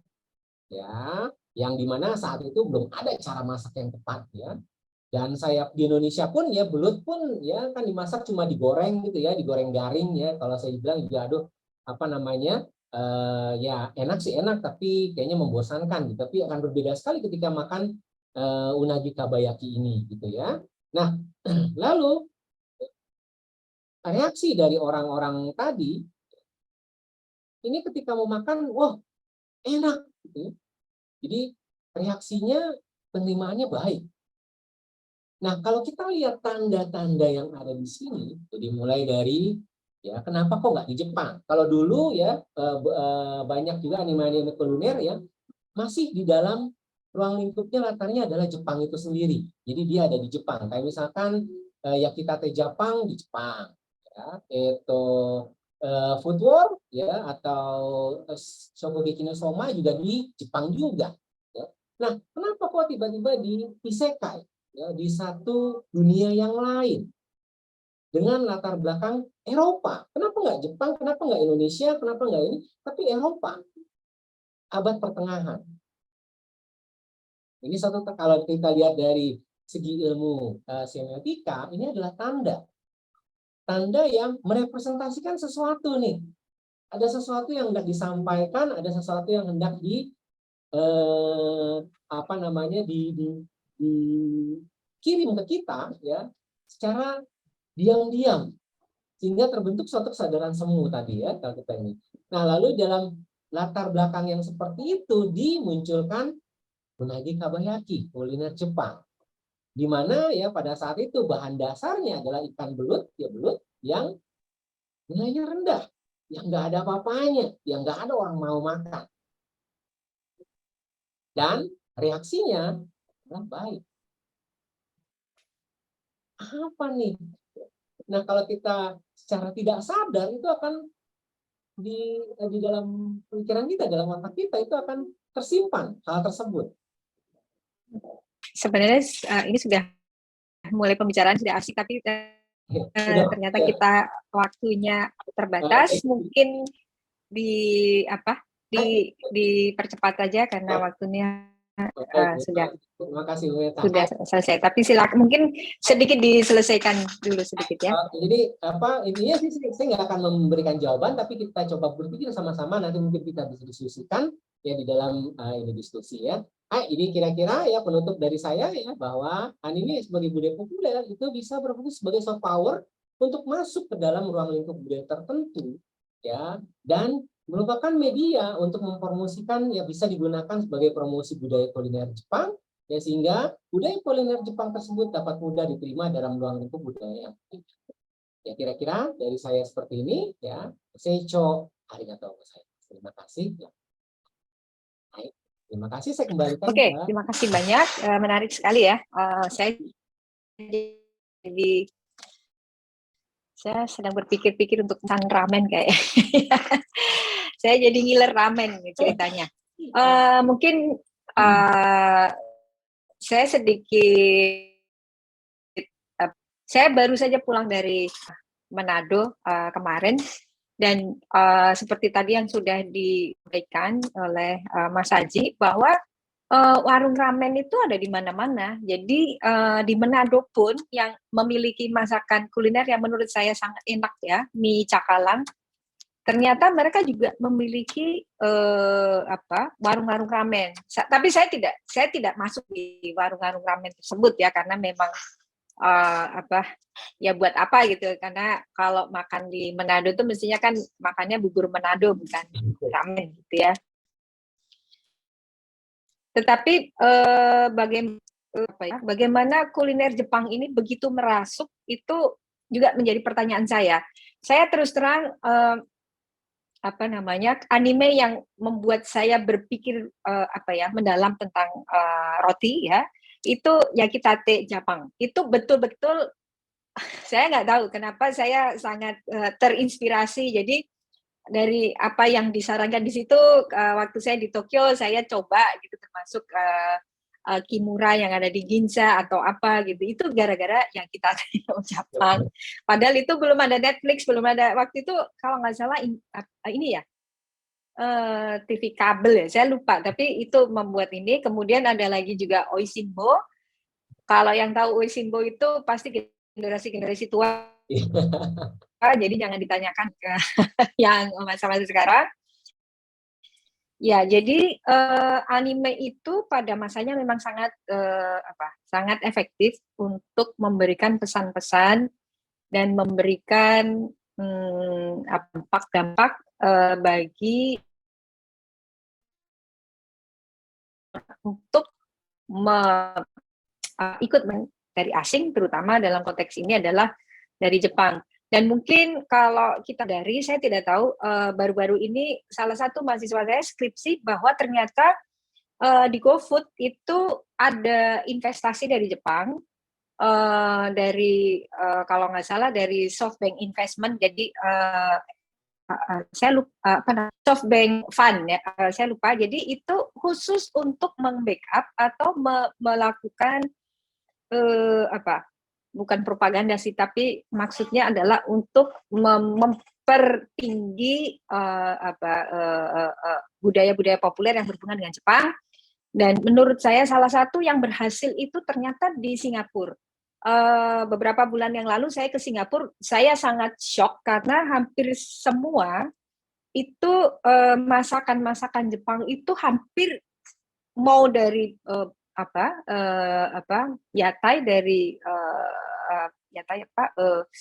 pinggir jalan sampai eksklusif sampai izakaya, itu semuanya Jepang. Nah itu mungkin perlu diselidiki lagi unsur apa gitu. Tapi saya kira anime juga menjadi salah satu bagian dari keberhasilan Jepang dalam memberikan propaganda dalam tanda kutip ya, soft power mereka untuk melakukan ekspansi dalam bentuk terutama soft power, dan dalam hal ini adalah kuliner. Jadi menarik sekali kita mendapat dua pencerahan ya, satu secara teknis dan betul-betul hubungan globalisasi yang bisa kita lihat secara angka-angka, sementara dari Mas Haji kita bisa lihat bagaimana anime itu bisa melakukan penetrasi secara perlahan kepada kita untuk ingin makan dan ingin menikmati kesempatan dari jenis-jenis kuliner yang berbeda. Oke, baik, saya kira terima kasih banyak untuk kedua presentasi dan kita masih ada waktu, masih ada berapa menit Mas Adi untuk melakukan interaksi tanya jawab? Kira-kira Q&A? masih ada sekitar 40 menit, Bu. 30-40 menit lah. Oke, ya waktu cukup, ya makasih banyak.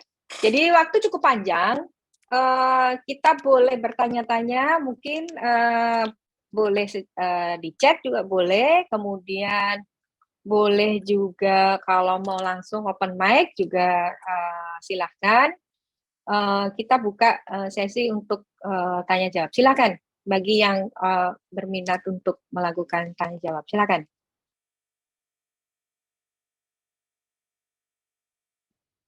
Ada?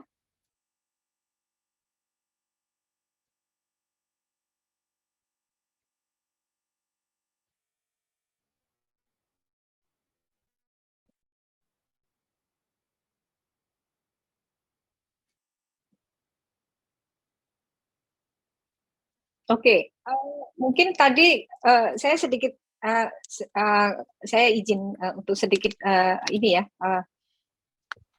Ini pertanyaan saya sangat oke. Ada pertanyaan, saya bacakan aja ya dari chat atau mau buka mic, saya tanyakan ya.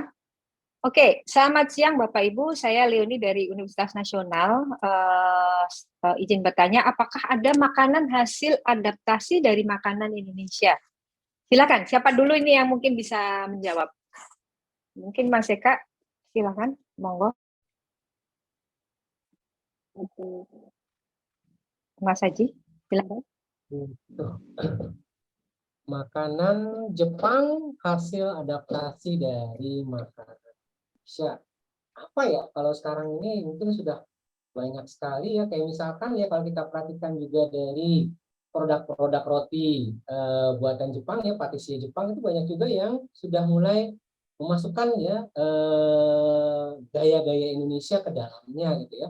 Bahkan ramen pun sekarang kan sudah mulai banyak yang mengadaptasi cita rasa Indonesia gitu ya. Jadi nggak cuma sekedar ramen Jepang saja ya, ramen Indonesia juga sudah mulai ada banyak gitu ya.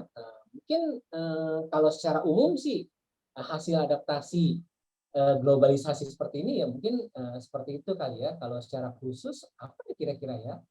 Saya belum ketemu tuh, belum kepikiran. Mungkin Mas Eka ada masukan? Wah, kalau saya sebagai ekonom mungkin nggak bisa jawab ini Pak pertanyaannya.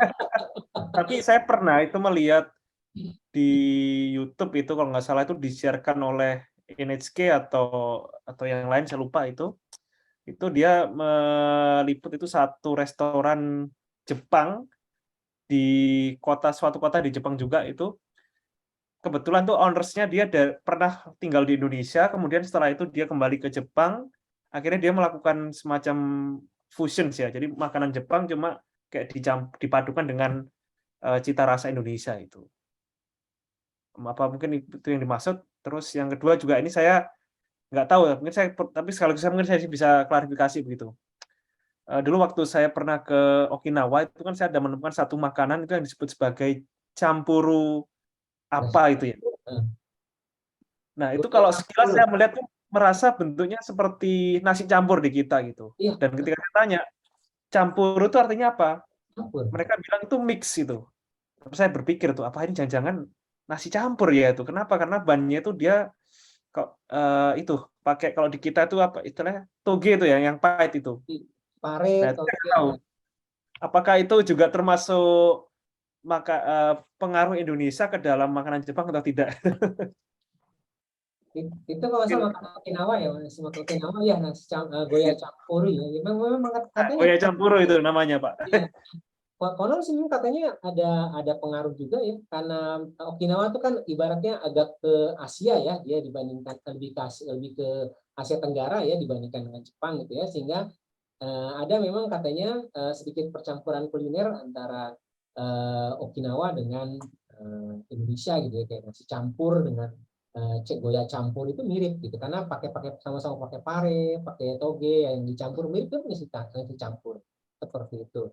Untuk pertanyaan kedua, tadi saya lihat drama Jepang yang banyaknya kuliner itu bertemakan makanan Prancis ya. Mungkin ya. Kalau dari sudut pandang saya ya ini juga karena mungkin Jepang yang ibaratnya budayanya dia lebih look up kepada Eropa atau Amerika gitu ya. Jadi sehingga mereka lebih banyak menayangkan kuliner-kuliner yang sifatnya kalau masakan Prancis itu lebih apa ya lebih berkelas loh, lebih high value loh dan lain sebagainya, sehingga mungkin banyak yang ditayangkan seperti itu gitu. Jadi mungkin karena pengaruh hal seperti itu ya, sehingga banyak ditayangkan yang kuliner Prancis itu sendiri ya. Mungkin ini ada juga pengaruh dari globalisasi ini sendiri. Mungkin kali kalau saya mungkin seperti itu kali ya untuk pertanyaan kedua. Mungkin saya boleh tambahkan sedikit mengenai yang nomor 1 ini ya, saya kira juga tadi sebenarnya sudah dijelaskan Mas Eka ya. Ya ini namanya perubahan pergeseran gitu. Tapi kalau nomor 2, saya mau saya ikut menjawab. Ya pada masanya Jepang itu terinspirasi dengan Prancis ya. Karena konon kabarnya budaya kuliner Prancis itu salah satu budaya kuliner yang sangat sophisticated dalam tanda kutip ya. Tetapi sekarang apa yang terjadi ya? Pada bulan Juni saya kebetulan ke Paris ya, karena ada sebuah seminar. Yang menarik adalah ternyata budaya Jepang dan Korea itu memenetrasi budaya di Paris. Jadi sekarang ini warung-warung atau bukan warung ya istilahnya, budaya makan yang populer di Paris itu sudah berbeda trennya. 10 tahun yang lalu. 10 tahun yang lalu itu masih pizza dari Italia atau kebab dari Turki. Ternyata sekarang yang paling banyak itu adalah masakan Jepang dan Korea. Believe it or not. Jadi saya tidak tahu apakah ada unsur K-pop dan J-pop, anime saya tidak tahu. Tapi mungkin suara saya nggak kedengaran ya? Kedengar Bu? Okay. Jadi saya tidak tahu. Nah makanya sebenarnya saya juga mau bertanya sama Mas Aji, apakah sebenarnya K-pop dan J-pop itu mana yang lebih agresif mungkin kalau sementara menunggu pertanyaan yang lain. Jadi apakah sebenarnya yang akan merubah kuliner dunia itu bukan J-pop tapi K-pop misalnya? Mungkin mungkin saya nggak tahu. Mungkin dari penelitian ekonom juga bisa melihat data-data secara lebih ini ya kuantitatif mungkin. Silakan mungkin sambil menunggu pertanyaan yang lainnya. Terima kasih. Oke, kalau dari pendapat saya pribadi ya, kalau melihat yang mana yang lebih agresif K-pop atau J-pop ya, ini kan kalau kita ngomongin K-pop dan J-pop berarti kita ngomongin musik ya. Kalau saya lihat sih lebih agresif adalah K-pop ya. Harus K-pop ini benar-benar didukung oleh negaranya, mendukung sepertinya. Sedangkan kalau J-pop sendiri sepertinya Jepang tidak terlalu agresif, tidak terlalu mendukung pergerakan J-pop ya.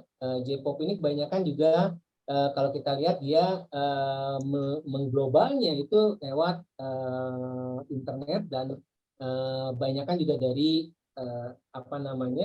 kayak produsen musik swasta yang biasanya memperjualkannya gitu.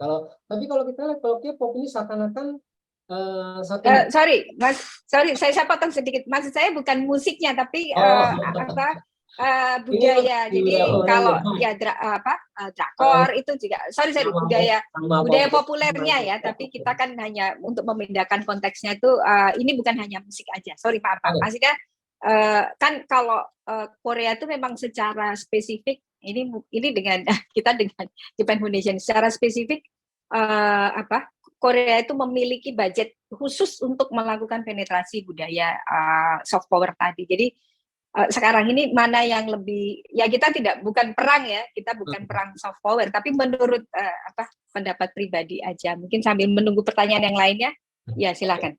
Kalau tadi kita ini kan jadi satu budaya populer ya, budaya populer Jepang dan budaya populer Korea ya, yang mana yang lebih agresif? Kalau agresivitas dari segi ininya ya, saya pasti lihat ada Korea ya. Korea budaya populer ini dia sangat agresif sekali ya, dan bahkan kan tadi seperti Bu Meta bilang bahwa negaranya sendiri punya budget tersendiri untuk melakukan infiltrasi melalui budaya populer tadi gitu ya. Sedangkan kalau Jepang biasanya ya kalau saya perhatikan dia bukanlah sesuatu yang dipaksakan gitu, bukan sesuatu yang ibaratnya dikeluarkan gitu ya. Banyak kan kalau kayak misalkan zaman-zaman saya dulu ya, itu kan anime itu sangat sulit untuk didapatkan. Ya. Itu kita perlu nyari kemana-mana tuh dengan usaha. Gitu. Nah itu usaha ya, jadi dari kitanya sendiri, dari orang yang penggemarnya sendiri yang mencari hal tersebut. Baru 2000 ke atas ya itu baru mulai deh ya, diinikan. Bahkan Jepang sendiri masih sangat-sangat protektif terhadap hasil budaya populernya sendiri karena takut dibajak atau di lain sebagainya gitu ya, sehingga mereka sangat protektif sekali ya. Jadi kalau saya lihat ya, kalau Korea seakan-akan dari si Koreanya yang menyuapin ke dunia gitu ya. Tapi kalau Jepang ini kalau saya merasanya bukan Jepang ini yang menyuapin, tapi banyak yang demand-nya gitu ya, yang permintaannya gitu ya dari ininya. Nah saya nggak kalau saya melihatnya seperti itu ya. Kalau sekarang saya kurang tahu juga gimana ya, karena kalau kita lihat gaung budaya drakor ya, drama Korea itu kan masih sangat tinggi juga sekarang ya, bahkan di stasiun-stasiun TV banyak juga yang menayangkan drama-drama Korea gitu ya, sedangkan drama Jepang jarang ya sekarang ya. Nah tapi walaupun begitu anime ya tetap menjadi satu anime manga ini satu pasaran tersendiri yang cukup kuat di Indonesia ataupun di dunia kalau saya bilang. Seperti itu kalau ya mungkin kalau mendapat Mas Eka dari ekonomi mungkin ada yang berbeda. Saya kira saya sepakat dengan Pak Sensei Aji itu. Saya panggil Sensei, mungkin saya merasa perlu belajar banyak dari Pak Masa Aji. aja. yang saya kan sangat tinggi sekali. Jadi memang terlihat kalau Korea itu dalam hal berusaha mempopulerkan budaya Korea itu memang lebih agresif daripada Jepang. Saya barusan juga googling itu, ternyata di Korea mereka juga punya semacam grand plans ya, semacam perencanaan ekonomi bagaimana supaya budaya Korea artinya dalam budaya populer Korea saya kira ya itu bisa lebih dikenal di masyarakat di seluruh dunia itu, dan saya kira itu berhasil itu dibanding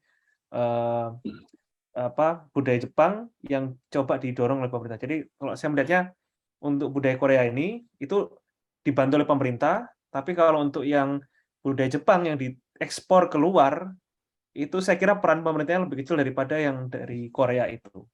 Sekilas yang saya lihat seperti itu. Iya. Ya, saya kira Jepang itu karena memang sudah bergerak lama panjang gitu ya, sehingga ramen itu bisa menjadi, saya tidak tahu. Jadi kalau misalnya berkunjung ke Singapura itu yang namanya ramen udong itu hampir seperti masakan nasionalnya Singapura. Bahkan ada satu restoran gitu ya, yang dia juga khusus ramen halal. Jadi saya kira itu fenomena, saya kira itu agak anomali di Singapura. Saya juga tidak tahu kenapa seperti itu. Nah ini ada pertanyaan lagi dari saudari Sonia Rizky. Saat ini banyak event bertema Jepang yang juga mengenalkan kuliner-kuliner Jepang. Pertanyaannya adalah, apakah ini salah satu penyebab meluasnya daya konsumsi masyarakat Indonesia terhadap makanan Jepang di Indonesia? Monggo silakan Pak Aji atau Mas Eka, siapa dulu silahkan. Oke, itu apakah ini merupakan salah satu penyebab luasnya daya konsumsi masyarakat Indonesia? Oke, ini mesti dilihat dulu ya. Tapi ya mungkin kalau secara sekilas mungkin ya karena daya konsumsi Indonesia ini sudah mulai meningkat ya. Jadi mereka sudah mulai mencari satu varian baru ya dari yang sehari-hari ya. Jadi mungkin melihat ke varian kuliner Jepang ya, sehingga sudah ini ya. Dan pula memang kuliner Jepang kan relatif harganya lebih tinggi ya dibandingkan kuliner Indonesia ya, mungkin karena itu juga merupakan satu indikasi kalau daya konsumsi di Indonesia ini sudah mulai meningkat ya, kalau menurut saya. Kalau Mas Eka silakan. Saya sepakat juga dengan Mas Haji tadi ya, bahwa kenapa makin banyak orang Indonesia itu yang khususnya anak-anak muda itu makin banyak konsumsi makanan Jepang, itu ada karena pengaruh dua hal. Pertama adalah tadi ada pengaruh ekspor budaya Jepang ke Indonesia melalui anime, melalui manga, melalui musik Jepang misalkan. Nah, sehingga membuat orang itu akhirnya sadar, oh, ternyata makanan Jepang itu seperti ini gitu. Habis lihat anime, wah kayaknya enak nih. Kayak tadi misalkan saya terakhir tuh setelah Mas Haji presentasi mengenai unagi kabayaki, saya sambil googling itu. Di Washington DC di mana ya ada jual unagi kabayaki yang terjangkau gitu ya. Saya mau kayaknya enak sekali itu di gambarnya itu ya. Nah itulah akhirnya membuat karena orang jadi paham bahwa ada yang namanya unagi kabayaki. Kemudian kalau ada itu belinya di mana. Nah itu sehingga kita dalam teori ekonomi itu akhirnya merubah preferensi kita, selera kita yang tadinya kita cuma dan fanatik dengan makanan Indonesia, tapi begitu dikenalkan dengan anime manga yang kebetulan menunjukkan makanan, enak itu kayaknya. Ya, saya mau suatu saat harus makan itu. Nah, setelah punya keinginan, berikutnya kalau kebetulan juga kita didukung dengan pendapatan yang cukup ya atau daya beli yang mencukupi, akhirnya terrealisasilah kita untuk makan tersebut. Tapi kalau cuma hanya saya ingin makan itu tapi nggak ada uangnya, nah itu yang akan tidak terrealisasi dalam bentuk konsumsi tadi itu. Nah, sehingga menurut saya ada kombinasi dua hal. Pertama, satu, masyarakat di Indonesia semakin banyak mengenal budaya Jepang melalui pengaruh anime, manga, dan sebagainya. Dan kedua adalah memang kita tidak bisa memungkiri bahwa ada kenaikan pendapatan secara rata-rata itu di seluruh lapisan masyarakat Indonesia. Terbukti dari apa? Saya ingat bahwa setiap kali, dulu waktu saya kecil ya, ketika saya itu merajuk minta apa itu orang tua saya bilang, dulu zamannya ibu atau bapak itu susah gitu. Nah, itu terulang lagi itu ya setelah beberapa kawan saya yang sudah punya anak gitu, itu setiap kali menasihati anaknya kalau minta apa-apa supaya jangan langsung dikasih, pasti alasannya adalah wah zaman kita dulu atau zaman saya mama atau papa itu susah nih makan seperti ini gitu. Nah, itu sebenarnya apa? Kalau saya misalkan nih ya, kalau saya berdebat gitu kan, loh, itu artinya apa? Sebenarnya itu ada perbaikan ekonomi di Indonesia itu yang awalnya dulu kita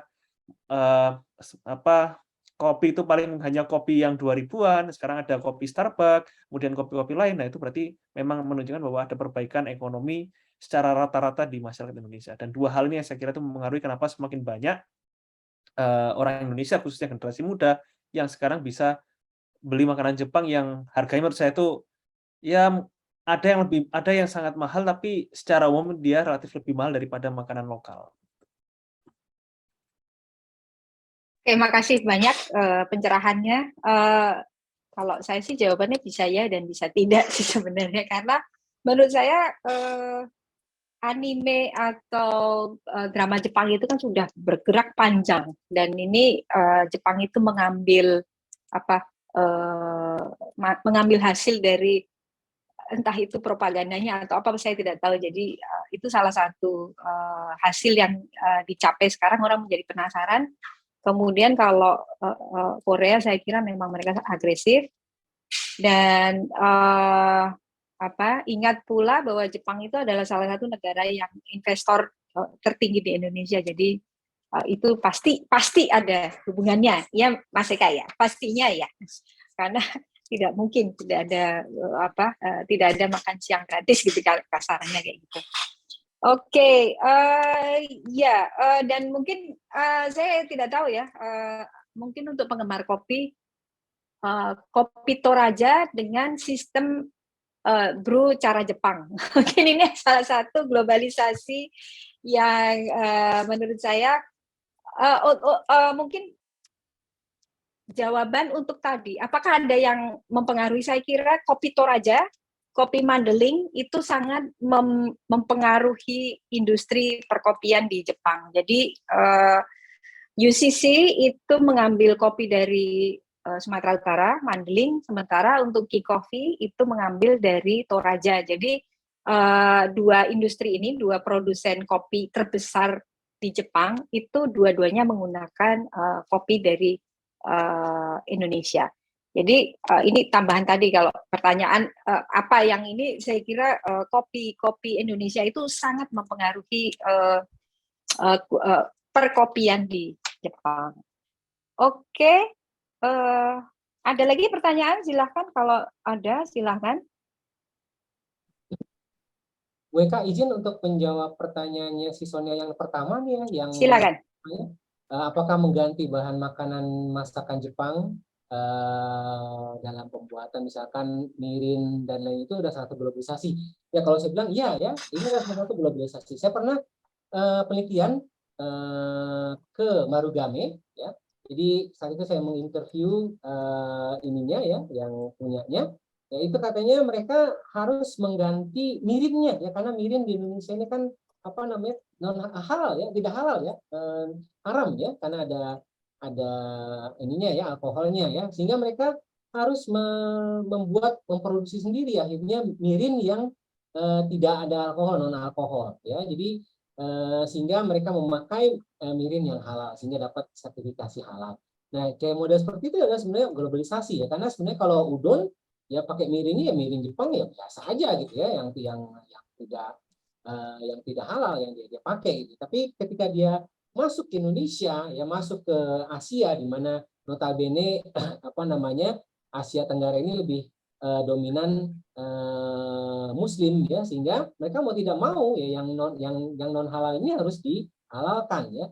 Jadi itu salah satu dari efek globalisasi kalau saya bilang seperti itu. Oke, terima kasih. Ada pertanyaan lain? Ada yang bertanya Ki Coffee. Jadi kalau Ki Coffee, saya mohon maaf, saya mau izin presenter karena kebetulan karena saya punya hubungan emosional dan punya hubungan batin dengan Ki Coffee ini ya, karena Toarko Toraja itu merupakan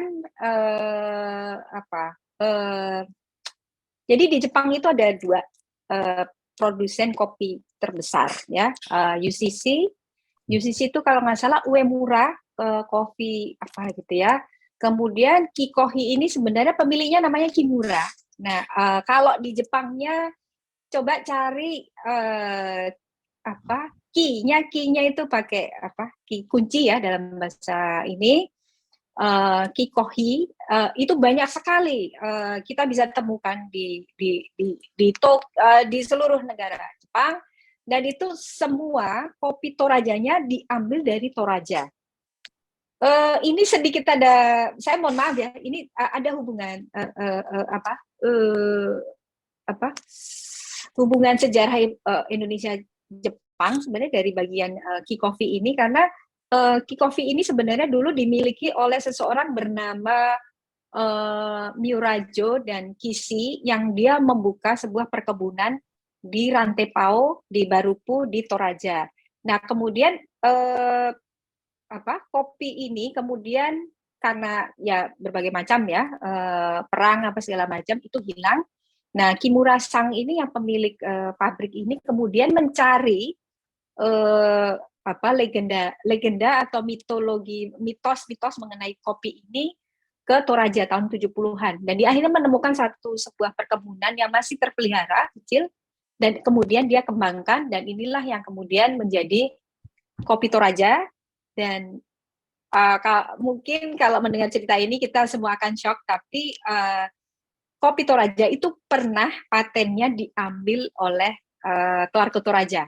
Dan kemudian ada sedikit bukan clash, tapi orang-orang Toraja merasa loh itu mestinya bukan milik perusahaan tetapi milik sebuah wilayah. Dan konon kabarnya komunitas perkopian di Sulawesi Selatan atau apa saya lupa itu berhasil membuat itu patennya dari Kikohi ini bukan kopi Toraja tetapi kalau nggak salah Toarko Toraja, itu menjadi paten produknya dia. Jadi ini salah satu globalisasi yang mungkin Mas Eka mungkin yang lebih bisa menjelaskan globalisasi apakah ini yang terjadi dengan perkopian ini.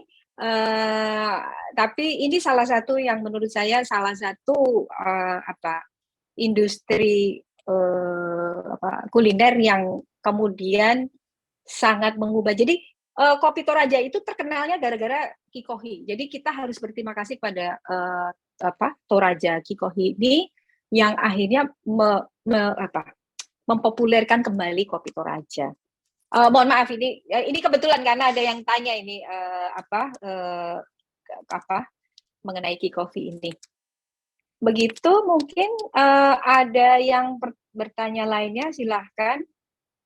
Atau mungkin Mas Eka, menurut Mas Eka ini termasuk proses globalisasi atau bukan? Ya, kalau menurut saya itu ya globalisasi, Bu. Jadi selama suatu komoditas itu dia ada bahan bakunya itu yang kita bersumber dari luar negeri, walaupun hanya 1 buah, 1%, bahkan kalau itu tenaga kerjanya adalah tenaga kerja dari luar negeri, maka itu sudah termasuk dalam komoditas global. Gitu.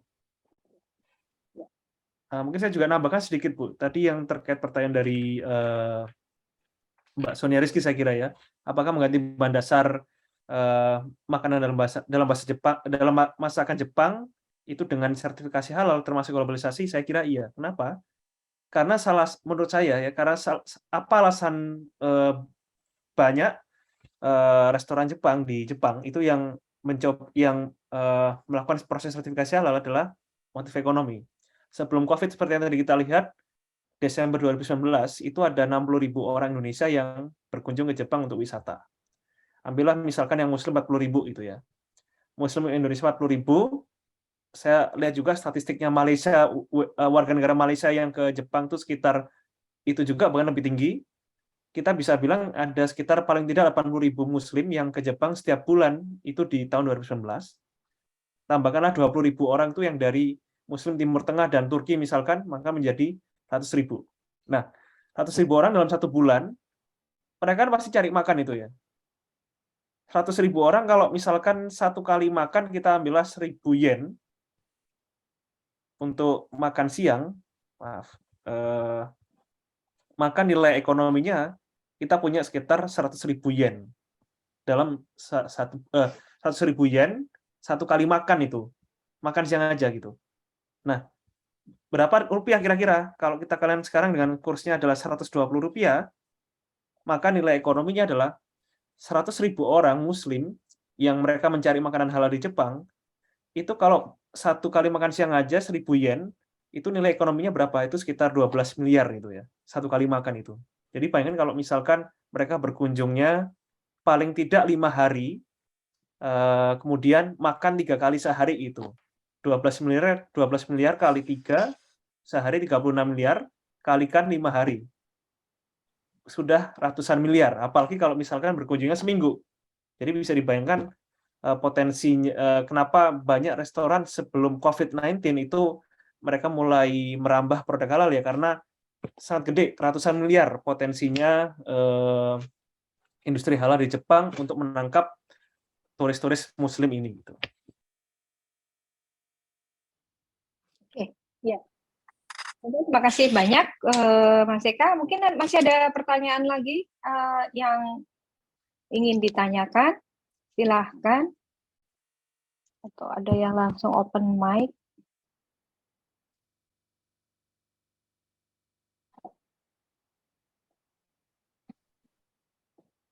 Ada pertanyaan? Atau kita makan ramen bareng-bareng gitu ya di sini ya. Oke, ya. Bagaimana Mas Adi? Kalau sudah tidak apa-apa, Bu. Oke, ya. Oke, saya kira kita hari ini sudah banyak sekali mendapat pencerahan bahwa ternyata dunia ini tidak sekecil daun kelor ya, kalau orang Jawa bilang, bahwa ternyata kehidupan ini sangat dipengaruhi oleh berbagai macam dari produk-produk yang kemudian istilahnya itu saling silang, dan ternyata kita memakan produk Jepang tapi ternyata bahan bakunya dari Indonesia sendiri atau sebaliknya. Dan saya kira anime Jepang itu salah satu kata kunci keberhasilan penetrasi produk soft power Jepang atau khususnya dalam bidang kuliner yang kemudian bisa memenetrasi khususnya di Asia Tenggara maupun di dunia, di global. Jadi ini adalah salah satu hal yang menambah wawasan kita, dan hari ini kita banyak belajar mengenai hal itu. Jadi terima kasih untuk Mas Eka dan juga Mas Aji. Mungkin kita berikan aplaus yang yang keras ya, pakai reaction aja untuk beliau berdua atas ilmu dan sharing penelitiannya yang kita sudah dengarkan hari ini. Oke, demikian dari saya, Mas Adi. Silahkan acara saya kembalikan lagi kepada Mas Adi. Dan terima kasih untuk kedua bapak-bapak yang sudah melakukan presentasinya hari ini. Terima kasih. Saya kembali lempar ke Mas Adi, monggo. Ya, terima kasih Bu Meta. Terima kasih juga untuk Mas Eka dan Mas Haji untuk presentasinya. Saya mau iklan dulu sebentar. Jadi untuk Japanscope, kami juga sudah punya Japanscope versi podcast. Dan Japanscope versi podcast ini teman-teman bisa dengarkan di Spotify. Di Spotify JF Jakarta, jadi teman-teman tinggal cari saja Spotify Japan Foundation Jakarta. Japanscope podcast sudah ada di sana dan bisa didengarkan di sana. Tidak hanya di Spotify sebetulnya, tapi juga bisa didengarkan di platform-platform podcast lainnya seperti Anchor, kemudian juga Google Podcast dan yang lain-lain. Kemudian Japanscope Podcast untuk tahun fiskal ini juga hadir versi videonya, jadi tidak hanya audio saja, dan untuk versi video teman-teman bisa tonton di YouTube channel JF Jakarta, di Japan Foundation Jakarta. Dan selain itu di YouTube channel Japan Foundation Jakarta teman-teman juga bisa menemukan Japanese Business Culture Talk Series, jadi sebuah seri diskusi yang khusus membicarakan tentang Japanese Business Culture. Dan di sini teman-teman untuk yang mau bekerja di perusahaan Jepang, baik perusahaan Jepang yang ada di Indonesia maupun yang ada di Jepang, teman-teman bisa belajar di sini. Oke, dan yang terakhir, Japan Foundation juga masih mengadakan JFF, dan untuk JFF ini yang terakhir diadakan di Bandung. Jadi untuk teman-teman yang domisil di Bandung bisa menyaksikan JFF dari tanggal 2 sampai 4 Desember 2022. Baik, itu saja untuk program JF yang bisa teman-teman ikuti saat ini. Dan terima kasih juga untuk teman-teman yang sudah mengisi angket. Sampai jumpa lagi teman-teman di kesempatan selanjutnya, dan teman-teman bisa mengikuti seluruh kegiatan informasi dan kegiatan JF Jakarta di sosial media JF Jakarta, di Instagram @JF_Jakarta, Twitter di @JF_Jakarta, Facebook page di Japan Foundation Jakarta, dan mengikuti semua kegiatan JF Jakarta di platform outline yang kami miliki, baik itu di Spotify, YouTube, dan yang lain-lain. Terima kasih teman-teman, dan sampai jumpa lagi di lain kesempatan. Bye-bye.